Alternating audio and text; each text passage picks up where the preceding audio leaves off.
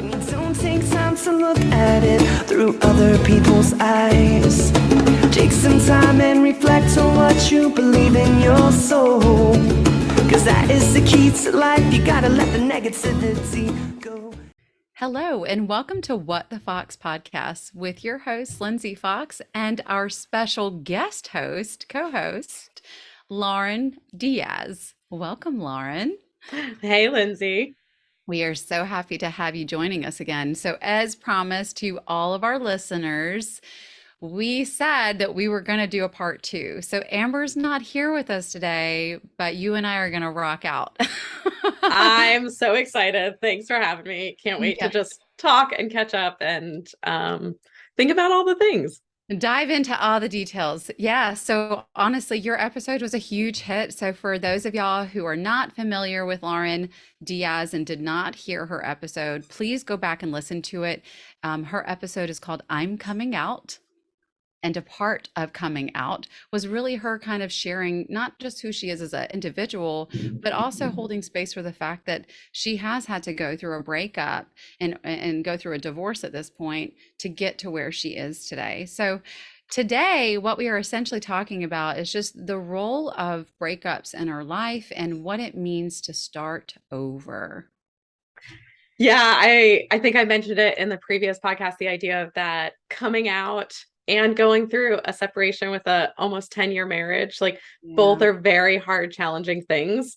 And instead we're going to do them all at the same time. And so it's been a lot of thinking I can separate and compartmentalize, and some I can, but it's also been a wildfire. So excited to kind of dive into maybe the other piece of that story today. Oh yeah. I mean, and this is also, just so our listeners understand, the reason why Lauren and I are doing this together and Amber is not joining us today, it's not that Amber doesn't have tons of great insight and feedback to add to this, but Lauren and I are both going through a divorce right now. And our situations are so drastically different, yet I feel that our listeners today will be able to hold space for all sides of this. We both have been through very different experiences. I personally was, well, in the state of Massachusetts, when you include domestic partnership as well as marriage, we were together for 8 years. We were legally together for 8 years. And I have now been waiting for 2.5 years for my divorce to finalize. Whereas, Lauren, where are you in this process? Yeah, so I'm in the state of North Carolina. We officially separated, and to quote unquote officially separate, you have to have a different address. So that happened January, within the first week of January. And so we're about 6 months ish into the process. In North Carolina, you have to be officially separated for a year before the divorce can be finalized. I've had issues with that for a long time, just in my social work and kind of working with clients and people I saw. And but being in it kind of keeps you in this odd limbo that can feel just kind of challenging. You just kind of have that weighing and trying to work through over the next year of this in-between world you're in. It's really awful. I mean, honestly, when you think about North Carolina's laws in that sense, it is pretty, it's just so antiquated. There's so many laws in North Carolina that are so incredibly antiquated. Whereas in the state of Massachusetts, honestly, we could have been divorced within 90 days. Wow. Had it just been an uncontested, easy, simple, you take what's yours, I take what's mine, let's go our separate ways, which is honestly what I tried to do at the beginning. And for the first year, but clearly that did not happen. But in the state of Massachusetts, it's a lot easier. You don't have to go through that forced separation period, and you can just, in theory, just sign papers as two civil adults and move on with your life. Right.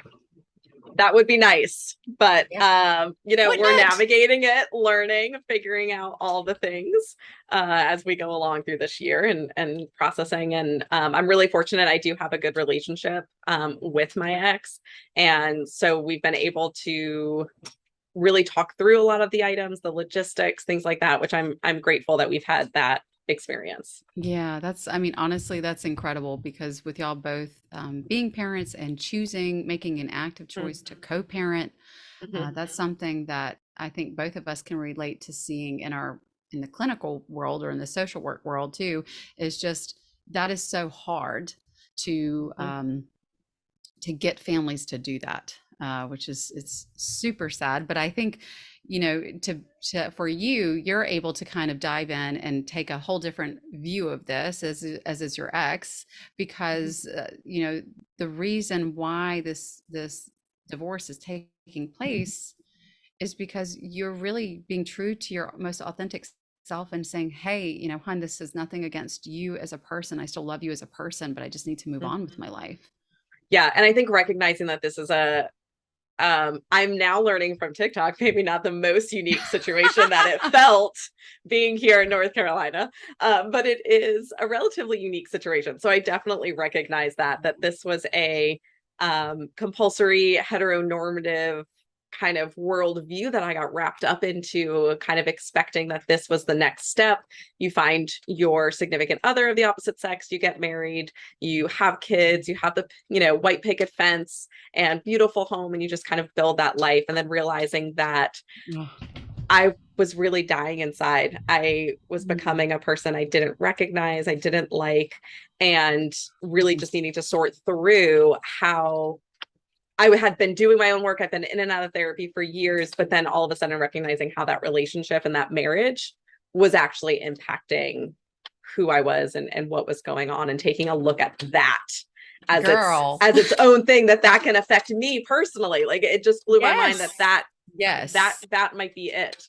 And so taking the time. I just want to say, like, I absolutely, that for me fully resonates. I can absolutely understand that. I mean, I'm definitely more of a city girl. And then in terms of, you know, we lived in a nice little rural community of like 18,000 people in central Massachusetts. And I used to live in like downtown Boston, just kind of walking everywhere. I didn't even own a car. So that was like that was a huge shift for me to just like, I honestly, it's just gonna roll off my tongue. I was gonna say to accept my fate. Like, that's what I felt. I mean, that's how I felt. It's like, okay, I guess this is it. I guess this is what I'm doing. Okay, we're doing it. We're doing it now. This is how it's supposed to be. You know, here we have our yard. I'm doing all this landscaping, making the house a home, and doing all these things that we're supposed to do and love. And ultimately, no matter how many fucking plants I bought, I was still so unhappy. I just, I was, I just was still like, gosh, you know, no matter how much I work on this home and try to make it ours, there were still so many elements that were playing into the unhappiness. And granted, again, our situations were very, very different. There were some other factors that played into why things didn't work out in my marriage. Which, you know, eventually I'll kind of get into the ins and outs, but you know, for our listeners, this is public record, so I'm comfortable with saying it. But I do have a restraining order against my soon-to-be ex, and it will have been in effect for 2 years now. So that being said, there were clearly lots of different variables at play, but I also can hold space for what it feels like to just sort of have that silent suffering on the inside, the silence that you can't really say out loud, because then you're kind of speaking out and against your marriage.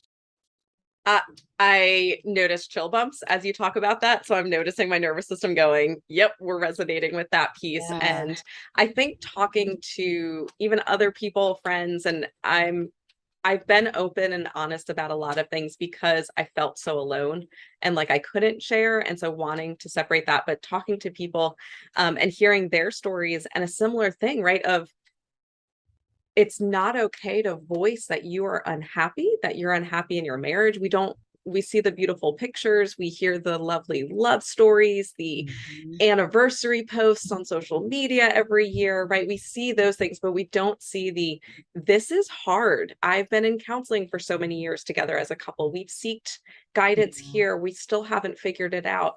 That piece isn't discussed. And I was always very, oh, it's not normalized at all. Yeah. At all. But I remember I still feel this way, very protective of my spouse, in the sense of I was not going to go and talk to other people about experiences in my home or things that weren't maybe working or gelling or questions I had or things like, this feels like it could be better, or I'm really frustrated with this, because I Yeah. didn't want to dishonor him to somebody else. To me, that felt kind of that gossip feel of, now I'm talking to somebody else about an experience that's really his, but Yeah. it's mine. It gets so entangled. Heck How yeah, do it you gets separate it? entangled. Right. Yes. Yeah, no, it does get very entangled. And I think, there were certain people that I did trust in terms of talking about elements of my relationship dynamic. Um, and I found toward the end, the more open I was with saying I need help, Mm-hmm. there were a few, well, I guess this is so multifaceted here, but I guess But isn't it? there's, There's no way to make yeah, life or marriage or yeah, there's relationships so many not layers because I'm multifaceted. like, well, there was definitely a time where like I would confide into certain close friends that I had of just saying like, this isn't working and I can't keep living like this and I'm not okay and this is not okay and this treatment is not okay. Um, and I would hear, and constantly analyze like all sides of the coins and Mhm. what can I be doing differently, just all of those things, racking my brain, just like I didn't get married so I could get a divorce. But does Right. anybody, let's just stop right there, because does anybody get Right. married with the expectation and hope and desire and long-term goal that you're going to get divorced? So I think that's the other piece too, is this, I don't believe that that is anybody's long-term goal and Of direction course when they not. start out. Exactly. So Of like, course not. But I had a eh, lot of guilt and shame for speaking yes. out and sharing with certain people to say like I'm really suffering right now and I'm hurting. I'm hurting on a lot of different levels and I need help. Some people really kind of brushed it off and didn't take it seriously.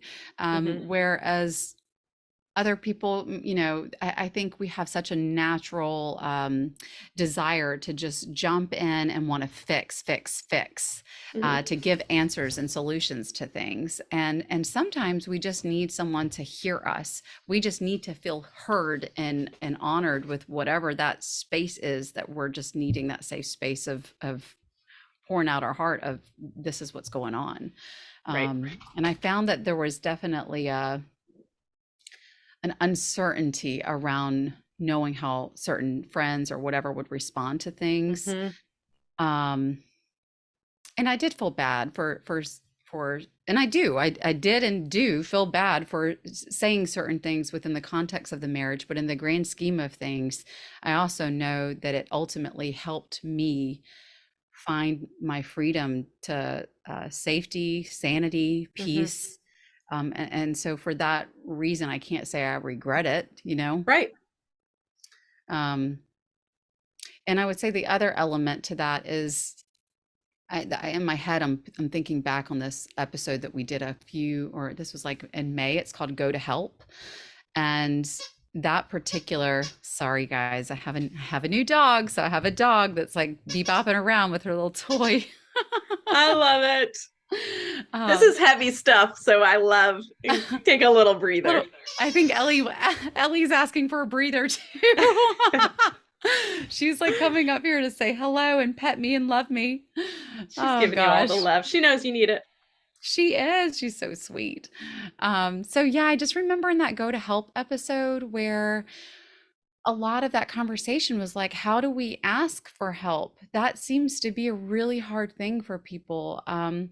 And of course, I know this on like the intellectualized psychological level. We can talk about it and what it looks like in so many different levels of functioning and la la la la la.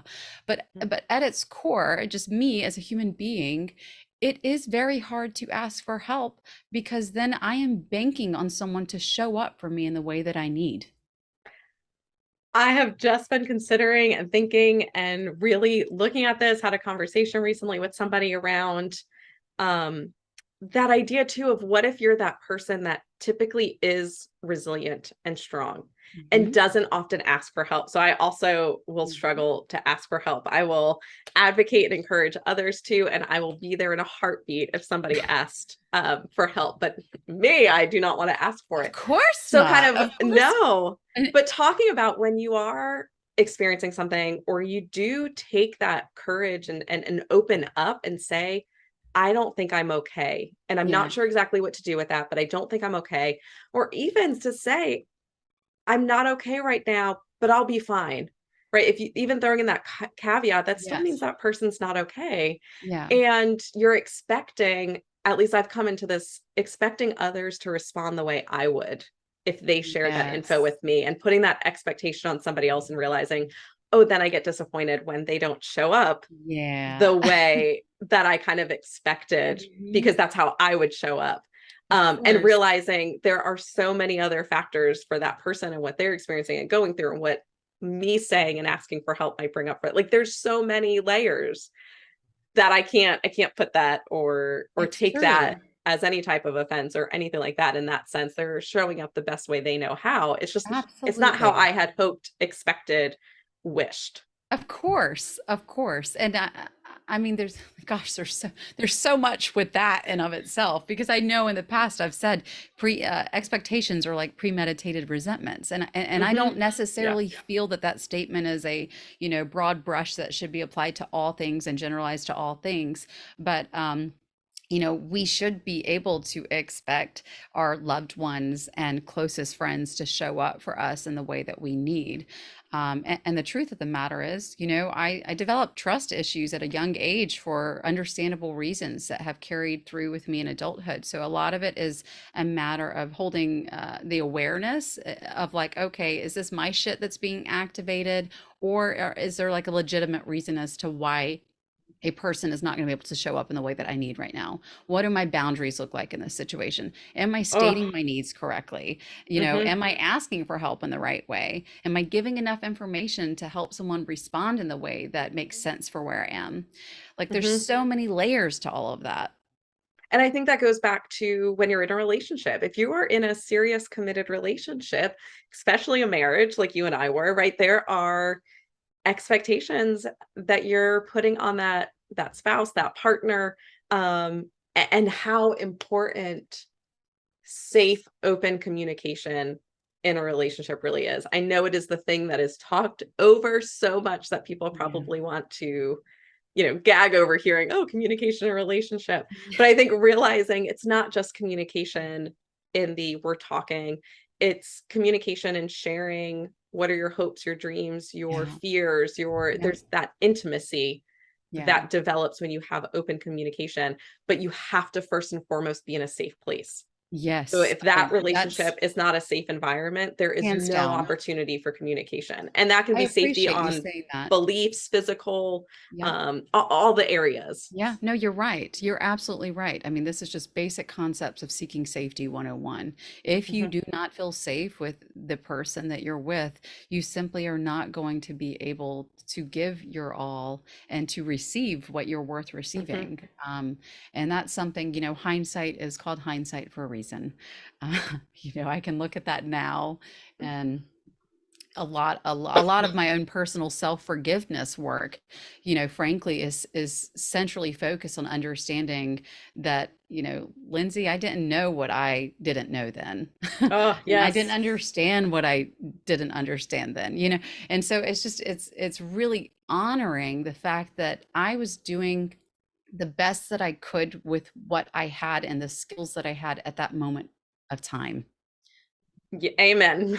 I mean, Yeah. and expecting others that they're doing the best they can. I think for me, I've learned too, I've had to relearn who I am essentially, right? So coming out and Yes. your whole life in the piece. And I Yes. think coming up with a breakup, I think I could probably talk to other people if you're relearning who you are without a partner, not as a part of that, but who you are as an individual. And Yes. I've spent a lot of time just trying to figure out what are those values, what are those things that are really important. Mhm. Um, and the desire for continual growth and change and evolution and curiosity, like those are things that I've realized are so important. And I want to share that and communicate that um, with somebody else. And for me, some of the hard part is finding grace amongst it all. So how do I offer grace to myself when I feel stuck or I'm not sure or I'm questioning? And how do I offer grace to my partner? And then when does that grace move and shift into something else, or me then not honoring myself because I'm offering so much grace Yeah. to somebody else, thinking I'm being supportive, thinking I'm being there, and Right. really I'm literally fading and disappearing That's away right. That's right. in It's what the I'm offering. it's this comes back down to like identity construction, you know? It's just, Mhm. when there's and frankly, if you want me to get really into it, like the attachment theory aspect, our attachment styles and childhood Mhm. and parents. I mean, like all this stuff goes back a long ways, but yeah, I mean, and do you have people pleasing tendencies? And, is it about Right receiving here. approval? Like, right. Yeah. And that's just it, is that one can argue, how can you get to know who you really are if you've never lived for yourself before? Mhm. And I'm not saying that to you directly, Mhm. but a generalized you, including me. How is one supposed to know who they are and what their worth is if their whole entire life has been contingent on showing up and being a certain way based off of others' expectations? Because that's how we received love. That's how Right. we received validation that we were worth love. Yeah, and I think adding going back to our layers, you add that piece of social construct and social Mhm. expectations. There isn't I believe these newer, younger generations are getting this opportunity that ours and above aren't. But a gap year alone, that alone, right, to go learn and figure out who Yes. you are. Our social Yeah. constructs have been so much of, you go from high school where at 17 you know exactly what you want to be, you're in college, you meet the person you're going to spend the rest of your life with, you Yep. develop your career, you get married, you have kids in this family, and then one day you retire and everything is lovely. Like that is Perfect. kind of that social construct, that timeline that And is, it's complete I bullshit. mean, it's completely, but it is just thrown. And if you deviate even slightly, if you take an extra year for college, if you change majors, if you move back in with your parents, if you don't get You that get this job by the time you're 30 or get married or have kids right. by a certain age, like, right, you're off. Yeah, You're you get the side eye from people. yes. Yes. So where's that opportunity? How are you ever supposed to learn yourself and figure it out and understand these things? And I think some just, they come with age, they come with experience. But I Sure. think looking back and being like, nothing I did in my marriage, in my life, was a premeditated, um, intentional, I don't Yeah, know, manipulation or of thought, right? Each course. moment Of I course. I truly think thought was the best moment in that. absolutely. And I honestly feel, knowing both of our stories, I mean, I believe that you and I both wanted what was best out of our relationships for the highest good. Mhm. It's just, sometimes the way things pan out is just different than what we anticipated. It's just different. It's just different. I mean, Right. the way things pan out, just it doesn't. We can't plan some of this shit. It just happens. I mean, even with your last podcast episode, you had been sharing like, yeah, it's not like I knew the whole time this is how I Mhm. identified. I just knew that I was supposed to be a certain kind of a way, and then all of a sudden it hit me after a series of events. Mhm. Um, That's Yeah. really understandable. I get that. I totally get that. And I think, and you correct me if I'm wrong, I think from knowing you and knowing just kind of what we've talked about and things, and again, just reminder, Lindsay and I have known each other back to college and kind of A reuniting long time. a long time. I love it. But I wouldn't change any of my experiences. As hard and as Yeah. difficult and as challenging Yeah. as the years have been in my past, I would not change them because I like this person I'm becoming and Yeah. growing into, and I needed all of that to get me here. And Mm. it was always love and hope Yeah. that made me make, for me, one of the hardest decisions by ending my marriage. Amen. Um, Yeah. and it was all through love and hope, Of love course. for myself, love for my partner, my kiddos, hope, and that desire that we can have more. We can have more Yeah. love Yeah. in our life. We can have You're more worth life it. in our life. Like, Yes.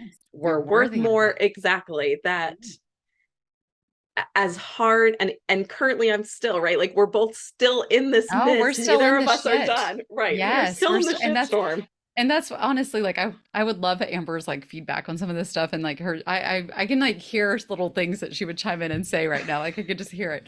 And I'll come back to some of the things that I feel like are Amber isms that we should bring into this Love it. conversation. But yeah, I agree. I think, you know, I can look back on things and say, man, you know, I also made a lot of mistakes in my marriage and I was Yeah, not perfect. same. He was not perfect. And I'm not saying like, hey, this is all, you know, everything's hunky dory. It's the complete opposite.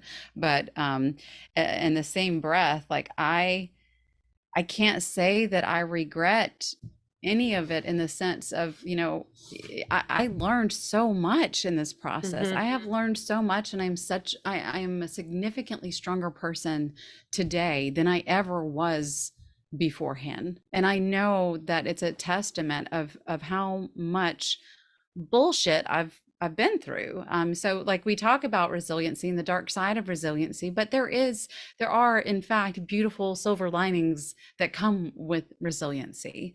And Hmm. I think that both of us are, you know, living examples of it, frankly. Yeah. And I think for those that maybe are listening and are starting to wonder or question, I know I mentioned it before, right? I read Untamed. I was like, oh, so somebody else did it and they're living Untamed, the life yes. they Glennon always Doyle's book. wanted. Yeah. Right. Hearing from Adele talk about her album 30 and coming out on the other side and being like, oh, somebody else did this and they are living that life that's full of love and robust and meaningful and authentic, and they did it. So it is scary. I mean, it took me a long time of considering it or kind of having that voice in the back of my head. And then I think, especially for us women, It's that terrifying. is Yeah. scary to step out. You might not have a career, you might not financially be able to think, how can I do this on my own? Or even that safety, right? Of even mentioning and sharing what Just you want to do with yeah, the other person, just saying it tell me out about it. loud. Yeah, This is what tell I me would about like. it. Yeah. Yes, it is. So Yes.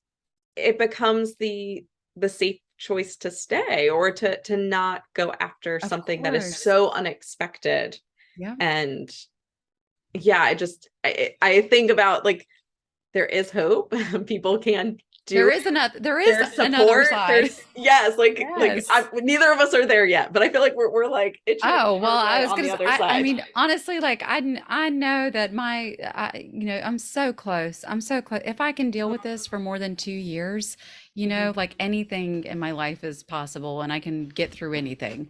Like I honestly believe that. And I do feel that my personal freedom, while, you know, there's been a lot of hardship, um, this is the happiest I've been, and I want to say ever. I mean, I'm such a better version of myself, Mhm. and I am very proud of how far I've come. And you know, shit is called shit for a reason. You know, we all go through it. We go, there's stuff that happens, but at the end of the day, it's made us who we are. So it's like, I Mhm. think that's where we kind of turn to the next piece of just starting over. You know, breakups suck. There's nothing pleasant about any of it, Right.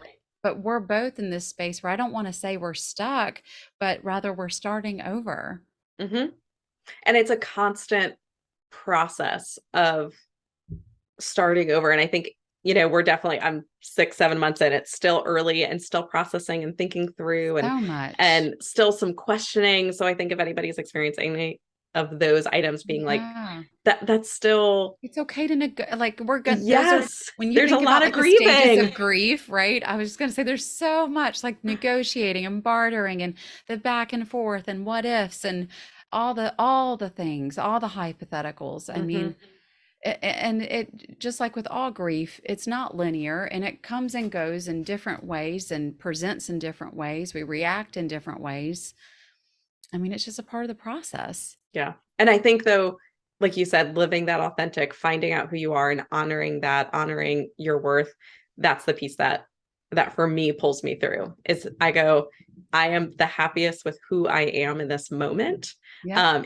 In who I'm becoming. I really like this person. I feel so solid in it. I have new perspectives that I feel like will help me build relationships, and it's just a cool place to have found myself in. Yeah. And so that's the part I remind myself of Yes. when it's a harder day. And well, yes, we have to remember those things. And as I keep going back to this book, that episode of Go to Help, um, the 30 there's 31 strategies of how to ask, offer, and receive help. And so the number 31 in that book is actually celebrate. I And love it. it's about celebrating, the fact that you have done the thing, you are moving through the things. Yes, there are things that are hard, and you get permission to celebrate you. Hmm. And that's where I feel like that starting over piece. It is important to remember that you do get to give yourself grace and celebrate exactly who you are in this moment of time. You do get to give yourself permission to say, I stood up for myself. I got through this, or I'm getting through it. I chose me for once. I chose me. I chose my happiness. I chose my needs. And And can we pause right there though? Because yeah. how I think as a woman, as a female, and maybe this is just my people pleasing experience, Hmm. but that can feel so selfish to Yes. choose yourself, to choose and honor what your needs Mhm. are, Yes, especially as a mom of two that felt so insanely foreign. And I still have these moments that it of feels course you do. selfish, even though I look back and there's not a question in my head. My decision was a life or death decision. I I get was, that. I didn't know where things were going to head, Yeah. and they were going to be dark. So I truly believe even that, my decision and my kiddos and my people in my life, my community, right? Like they get the best version of me now. Yeah. And yet I still have those lingering thoughts, that little voice of that was totally selfish. This is selfish. Hmm. Um, Well, and just what kind of I talking about that social piece, like, oh, no, you're right. I pushes in. definitely, I mean, I think a lot of people going through divorce, regardless of what the reason is. I mean, I had a client today talking about the same sort of thing of just, I felt like it was so selfish to choose me. And I think that's a very common experience for people to experience as they do navigate divorce. I mean, given you have the ability to experience empathy, I'll insert that Hmm. disclaimer. Given the Right. ability that you can experience empathy, Yeah. yes, you might reflect and say, wow, I'm being really selfish right now. I can't believe I'm doing this thing. And if there's one thing that I remember hearing kind of throughout the world studying psych and all that stuff, it's that rather than have your children come from a broken home, and that kind of being the mindset of like, oh my gosh, I'm going to be divorced and my kids are going to be raised in this place of like, oh, they have divorced parents and all the Hmm. things. It's Hmm. like, what would be worse is if you were raising your kids in an unhappy marriage and role modeling to them that you should settle, and that should be what they should do, and reflecting those patterns of teaching your kids not to stand up for themselves, not to choose themselves, not to honor their needs, but rather to stay because you're supposed to. Yeah. And so I feel that is where some of the reframing of the empowerment aspect of it going from I'm selfish to no, I am doing what is best for the entire family unit because I don't want to raise my kids in a false reality. I don't want to raise my Right. kids, where we're pretending that everything's fine and it's not. Hmm.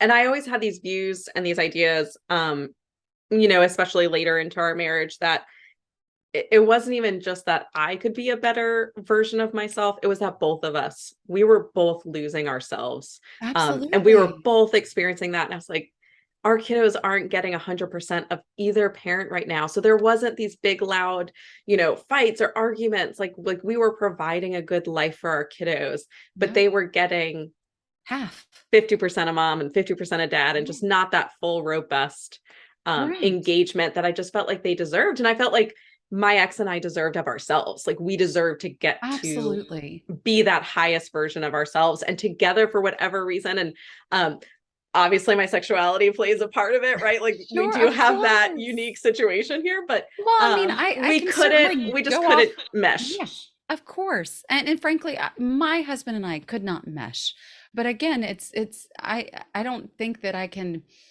say, hey, there's just one thing in this. I think of Mhm. course in my situation was very different, but it's like, yeah, I can't be with someone I don't feel safe with. It's just plain and simple. If I don't feel safe with you, we cannot be together.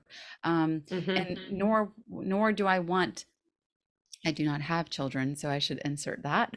But, for anyone who's like listening and they don't know this about me, I do not have children. And I thank God that I do not have children today. Um, uh, but, I think that's another area where people get really hung up on like, should I stay? Should I stay? Should I stay? I mean, usually people that are experiencing any form of abuse or domestic Mhm. violence, it takes at least 7 times before they can get out of that relationship.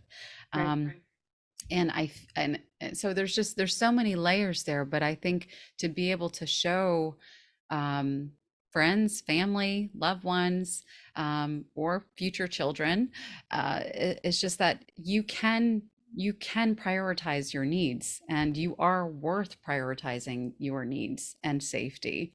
Right. um and And I so have no, go ahead, go ahead. no, it's all right, go for it.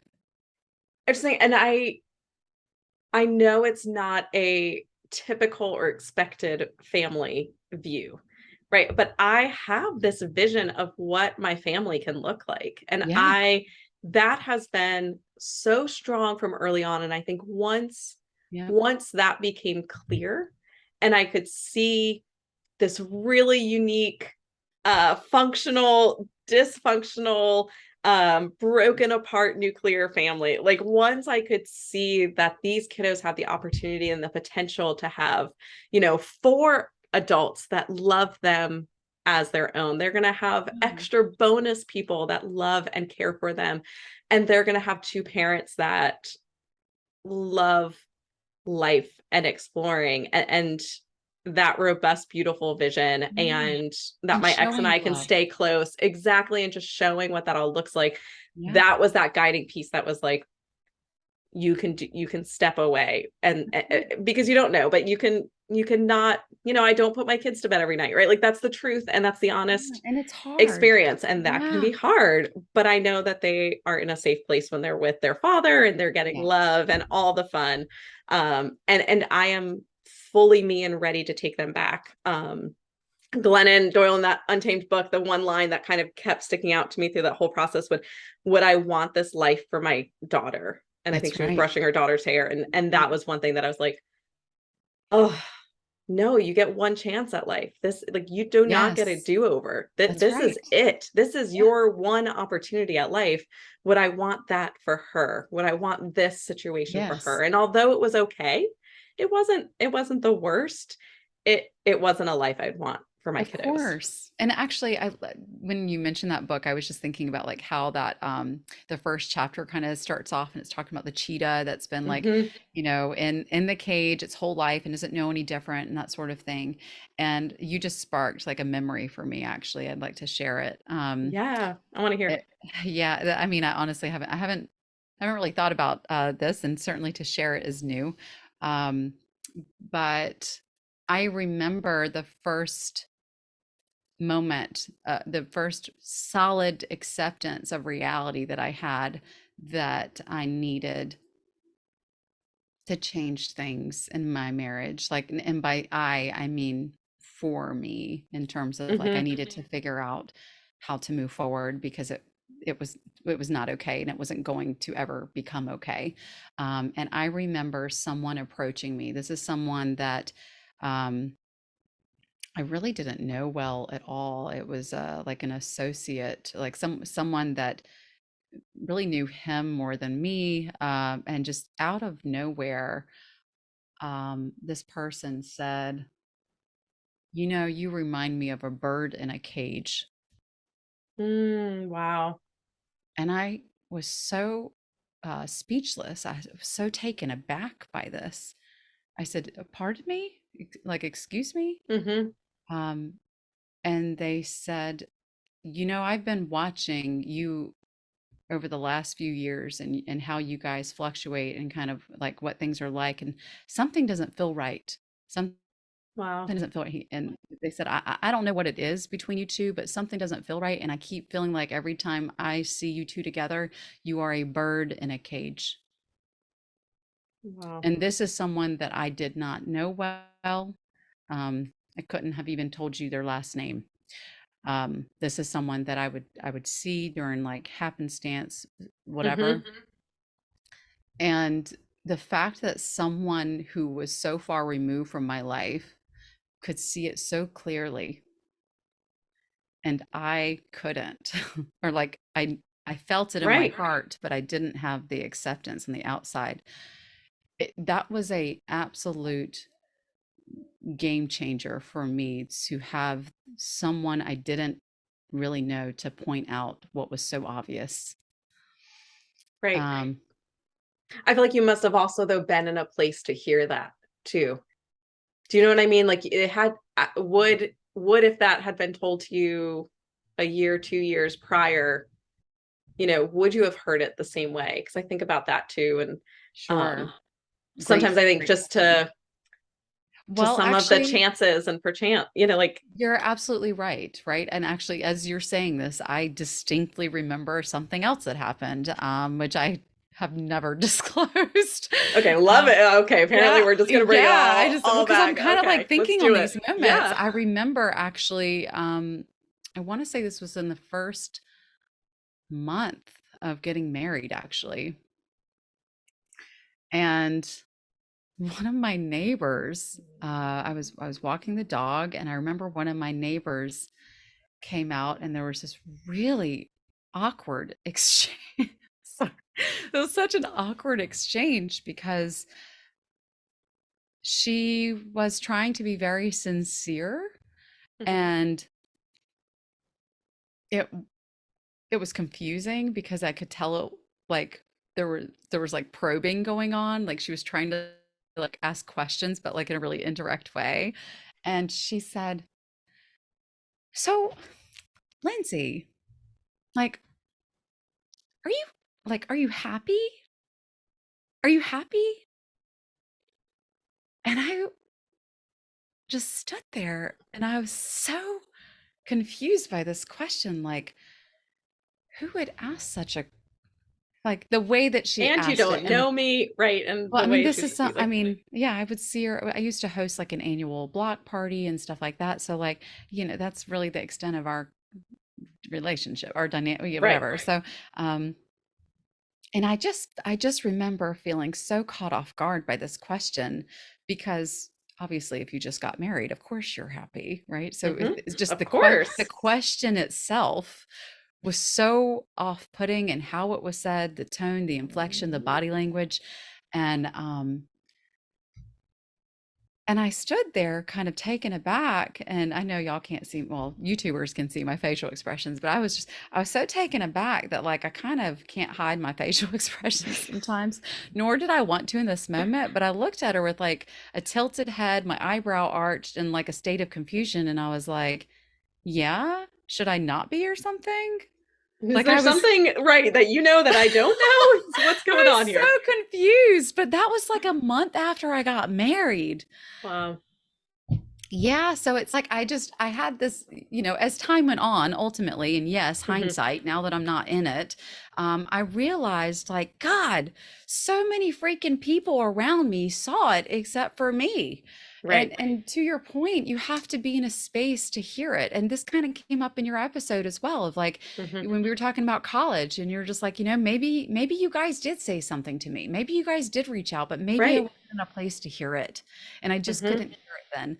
And I'm learning and realizing and having my own new revelations. Like, I had a lot of those moments of just, I simply was not in a space to hear it or to receive that help that was attempted to be offered at that time. Right. I think timing is everything. And we don't get to understand what that timing is, what about it. I think I've kind of joked I'm never going to say never again. And maybe I will about certain things, but I'm essentially not going to put anything into any box. Maybe that's I'll just say it, ever never. again, because I didn't expect to be separating and in a divorce situation. I didn't expect to Yeah. be coming out in my early 30s. I didn't expect to be Yeah. in the career. I mean, there's just so many things that It's you think right. about your life that you're like, how did, but sinking into, am I happy? Like, is this Yeah. working? Do I feel Yeah. like this is where I'm meant to be? And so that I think allows my brain and my vision and my just experiences to be so open to whatever Yeah. comes next. Yep. And I was talking to somebody about energy. So here we go, getting deep in it. Now I do psychology, was my background. I mean, data, I love clear, hard facts. Okay. I understand But this. I And I'm also also, spiritual. but yes, I'm also spiritual and I love resiliency and checking in with your nervous. Like I love all the things. So I've been working hard. And I think this started probably even before I left, of noticing my energy. So as soon as Yes. I leave a situation, a person, an environment, immediately doing a self-check on what is my energy. Was that Yeah. something that was soul-filling? Was that something that brought me contentment and peace and Mhm. calm and joy and happiness? Or was that experience with that person, was that experience in that environment something that I'm noticing more anxiety, or my heart's racing, or I'm feeling Yeah. a gut feeling that's a little icky? And Yeah. taking that as, here's my data piece, taking that as It is data to go, data. that is something to Yeah. lessen, to Yeah. alter the environment if I need to, but that is a sign. And the things that bring me that those sense of joy and peace and calm and contentment and Yeah. just soul-filled moments, I need more of those in my life. Like That's if we right. stop and pause and listen and be open to what we hear, The right? answers have been there, It's girl. right there. Exactly. And it's just like, but why Pretty do we not wild, trust right? ourselves? Why do we not trust or Yeah. listen or, Also, we you don't know, learn. We don't learn about it. So, yeah, the somatic experience is not one that we learn to tune right. into at a young age. We are typically taught to just learn, right from wrong and what our parents identify as right from wrong, and to listen to that, Mhm. and What whatever society society deems. says. Yeah. Yes. So it's true. We're not taught that. So, and as adults, I mean, I work with more adults than I do with children in terms of affect identification, really working with people to help them, like, how do we identify our emotions? What emotion are you experiencing in this moment? And Mhm. there are so many of us that struggle with that. I Mhm. mean, it is very hard to do, and harder than I think people realize, until you do practice that state of mindfulness and trying to check in with yourself and say, whoa, what's this energy? What am I feeling? And also, I just want to say, like, just because you might be feeling anxious or having that energy, it doesn't necessarily mean we have to automatically avoid the thing that is Exactly. doing that. So I want to, like, insert a little something on that too. Is like, avoidance is not the answer either, but but to tie it into joy, like, is whatever you're exposing yourself to, is it contributing to the life that you want to create for yourself? And if it's not, let's reevaluate whatever's going on, that person, place, or thing. Is there room for that person, place, or thing if they're not Mhm. a part of the life that you want to create for yourself, or that you envision yourself having? Right. And I think too often I mean, going back to society, right? It's not okay to change your mind. I feel like, and I think we've seen that really escalated Oh and amplified over the last gosh, couple of years. But how yes. dare you get new information and decide to change something? Like, that's the worst. Oh, if you can't see, Lindsay's getting all the puppy kisses. Yeah, I love she is. And my little sweet dog just came up and started licking my cheek. it. She's so sweet. Yes, I agree with you. It's just that the way that we're kind of being primed now is like, you're not allowed to have a difference of opinion. And if you do change your mind, then what does that say of you? Like, how dare Right, you you're a not be flip strong? flopper, and yeah. Right. I mean, you're damned if you do, you're damned if you don't. So you may as well just be true to yourself. I mean, that's what I'm learning. I mean, I feel like you just summed up the Yeah. best thing of, you know what, when you have thrown all social constructs, all ideas of being Oh God. a quote unquote, good Yes. wife, quote unquote, good mother, quote unquote, good kid, Girl. good friend, you throw those out the window, that there is no good Yes. definition that I've had exists. so much. Yes. You can do anything. You can, Absolutely. you want to wear that shirt, cool. You want to dye your hair that color, Right. cool. You want to go live, on the Exactly. edge of a cliff, cool. Go enjoy Go it. for Like, it. Yep. I definitely hear you on that. I've had more shit said about me, good, bad, ugly, indifferent, whatever. I have had more shit over the last few years, that it is just like, you know what? I can't make people happy. That's not my job. That is beyond my scope as a human being. But what I can do is focus on what is for the highest good, focus on what is Mhm. best for my soul, hope that there is a contagion effect with energy and attract just high vibrating people who want to, be a part of that life that I'm envisioning for myself moving forward. So, we definitely have spent a lot of time talking about like past shit, but I also want to just say, all right, I think, mentally here for me, I'm in this space of like, nope, it's time to pivot. I'm focused on moving forward. My life has moved forward. I mean, even having my own business, launching a podcast, like my whole life, my mindset is, yes, shit has happened in the past, and that does not define who I am. It doesn't define how I have to live my life. And while I think there are understandable components to go through the grieving process where these things do pop up and you have the emotional processing and unpacking of all of that, you don't have to stay there and you don't have to stay stuck in that space. And so while you and I are in different stages of our process, I really want to just remind people, like, in terms of the starting over piece, divorce is starting over. Divorce is starting a new chapter in your Mhm. life. And Mhm. I don't necessarily believe that the divorce has to be finalized in order for you to start over successfully. And I feel that is a part of my journey. That's a part of what I hope to role model and inspire others to realize and to believe in themselves about, is that you can still be true to who you are and reclaim your sense of self. You don't need someone else's consent or permission to be true to who you are and to create the life that you're worth receiving.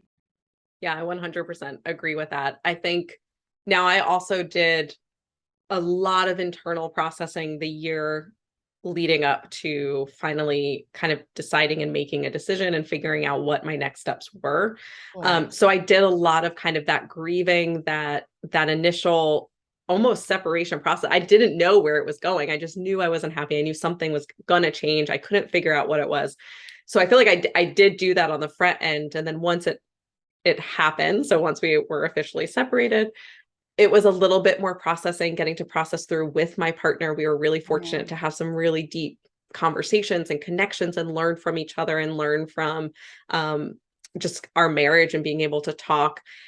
And then I really kind of was like, okay, and now I want to see what the future looks like. Now I That's want to right. figure out, where It's do I time to want to move live? What do forward. I want to do? What's next? Yes, Who do I want to be? that's What's my right. style? Like, I mean, there's so many Yeah. things. Oh, there's so many layers with all of it. Because Exactly. But yeah, I pretty much was like, okay, we've processed, we've talked. We're looking forward. We're creating this new yes. life now. Wonderful. And that was like even just moving out, right? Moving into my own home. I just thought, you know what? I want this to be my personal sanctuary. I want this to be Hmm. my barrier of peace where no one is allowed to cross this barrier.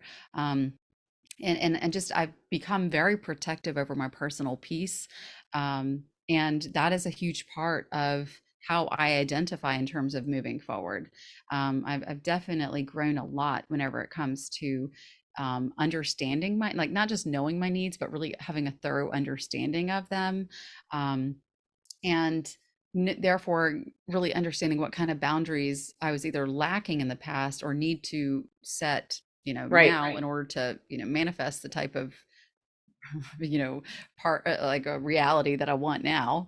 Um, and so there's a lot of heart work that goes into it. So Mhm. I feel that it's also important as we move forward to remember that that journey never stops in life. I don't care if you've gone through a Never. divorce or not. Like this, the heart work and the self-reflection and looking at your part and doing all the things, that's a lifelong journey. Hmm. Um, we should never get tired of trying to grow and improve ourselves.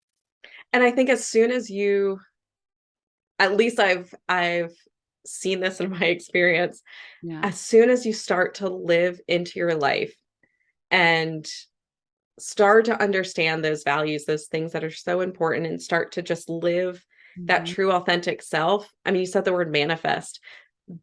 Those things out there are going to be drawn to you, and you are going to be shocked and surprised by the opportunities, by It's wild. the It community is. you build. I mean, like Mhm. things that you just didn't expect that Yes. literally feel like they fall into your lap, and you're like, what? The magic is Where did everywhere, this girl. yes, oh Yes. my goodness. And like, Mhm. and I think that's the hard part too, especially when you're early on, like especially for me, is navigating and holding some of this insane gratitude and awe and joy that is I'm experiencing coming into my authentic self, seeing these things pop up in my life while also still grieving. I'm still processing the fact that there is a separation, there is a starting over Of happening. course. But to be able to really sink into and appreciate and go, you know what, you do deserve those good things. You Yes. aren't being selfish. You do deserve those good things to come into your life. That's You right. are doing good because your intentions have all been through love. Yes. And so you can welcome this next Yes. chapter. Absolutely. And as I hear you say that, I just want to like come back to some of the Amberisms I mentioned earlier. Yes, let's wrap it up with Amber. We missed you, Yes, Amber. we do miss you, Amber. We wish you could be here today.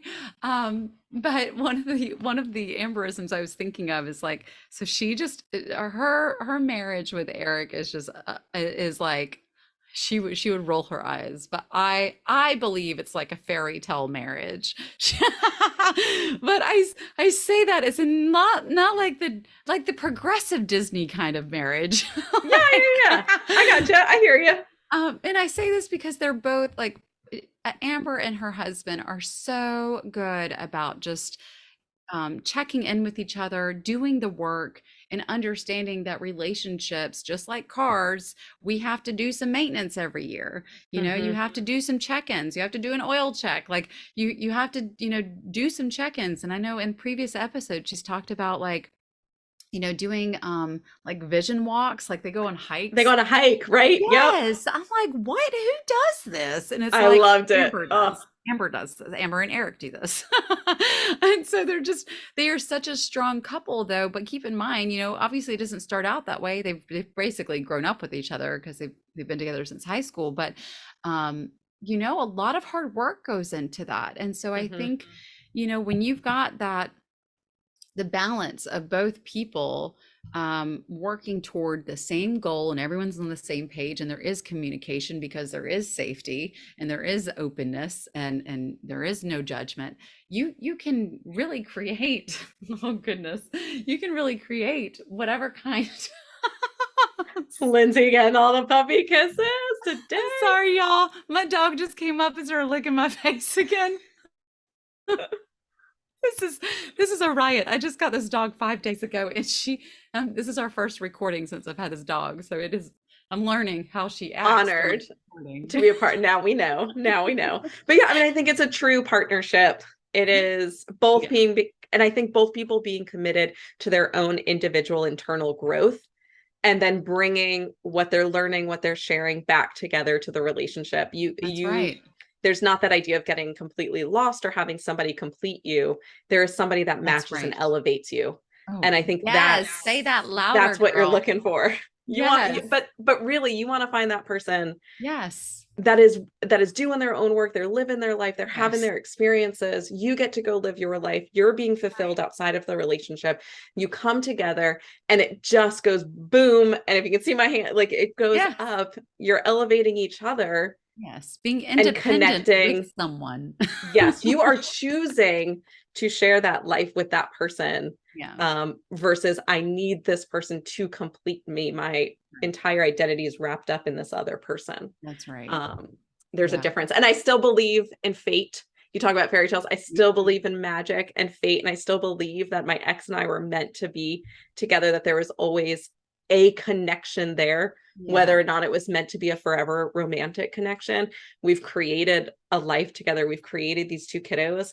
And I think we are destined for this next chapter where we Yeah. experience that deeper level of love. So I still believe in That's fate right. No, and it's love, totally and that there there. needs to be a little bit of magic and connection also. Absolutely. A lot of bit of magic and connection. I mean, I'm just saying in life in general, but Yes. yes. Yeah, I'm so glad that we could chat about some of this stuff. I know that we talked about doing a part 2 with your episode, and we weren't really sure where we were going to go with it. And so we appreciate having our listeners come along for the ride, and just kind of Exactly. hearing whatever rabbit holes we were going to go down today. Super fun. Everybody got to be a fly on the wall today. That's right. And it's pretty rare for me to share my story and talk about my stuff. So, also, Lauren, I appreciate you giving me the space to do that as well. Because it's not a topic that I'm like rushing to dive in and talk about. A lot of this, Right.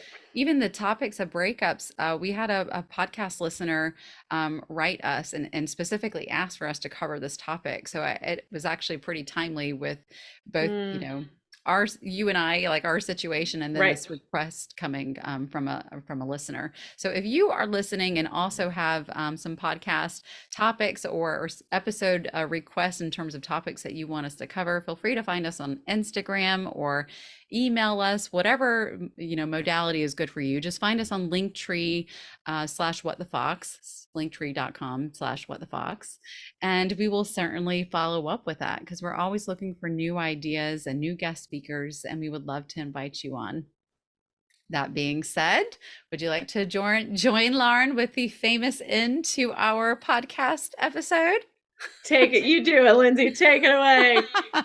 All right, guys and dolls, we will see you next Tuesday. Bye, everybody. Thanks. And we all sing, everything is gonna be just fine.